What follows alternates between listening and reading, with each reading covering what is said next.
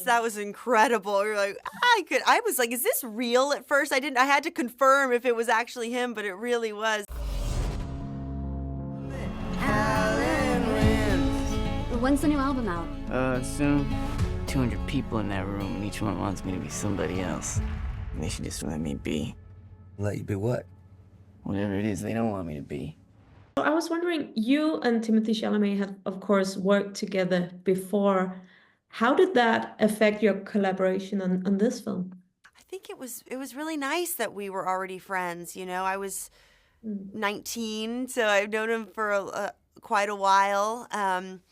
And, you know, I was really excited to honestly just get to see him transform into Bob Dylan. I already knew what a brilliant actor he was, but on this film particularly, he just blew me away like every day. I'll never forget seeing him as Bob for the first time and performing on stage all live for the first time, and I was moved by it, and I felt also so proud of my friend, you know, up there. But it was great that we already knew each other, especially for this relationship that we have in the film. There was a real safety and a comfortability there, and a warmth that we already had. Because in so many ways, I mean, Sylvie is the one who is closest to Bob in the film. In the North Country Fair. I say no one wants to hear what a kid wrote last month. Well, I like your songs. Where the winds hit heavy on the borderline. Who wrote this? He did. Yeah, because Sylvie is Bob Dylan's first love, and of course that's something very special. And I read this that Bob Dylan got to read the script, and one of his only notes were that he wanted her name changed. Yes. So of course all your colleagues in this film are playing these real life character with their real names, and your character has this other fictionalized element over her name. What did that mean to you in your portrayal of Sylvie?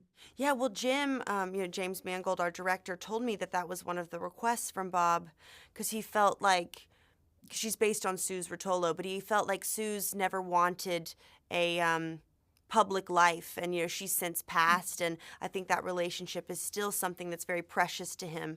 So that was something I was always conscious of, and actually was such a lovely sentiment that he still wants to protect her.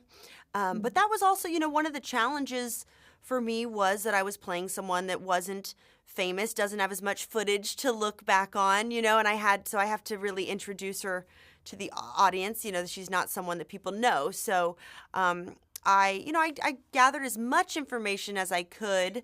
You know, Suze did write a memoir, beautiful memoir called A Freewheelin' Time that I could read, and there's a lot of great photographs of them in the 60s lounging in their apartment in the West Village, and they just look so young and free, and really sweet pictures. So there is all that, but then you do have to, at some point, you can't think about all the little factual elements. It has to really become, you know, your own version. And so of course I would take elements, but wanted to make sure that Sylvie didn't fall into the just stereotypical girlfriend role. You know, she had a real autonomy and strength, and she was an activist at the time and was a painter herself. And so I was aware of just wanting to make her a complex person. But in so many ways, she's the eyes.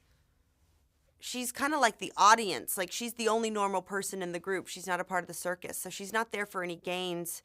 And I think James is also, the film is done so beautifully because the way that you learn about Dylan is through all the people around him and how he affects the other people around him.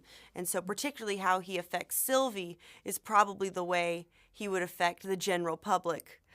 So she is kind of like the eyes for the audience in a way. So You came here with nothing but a guitar. You never talk about your family, your past. People make up their past, Sylvie. They remember what they want. They forget the rest. And last question, did you what was your relationship with Bob Dylan and his music beforehand? And did you ever get to meet him, hear from him, anything other than the note he gave?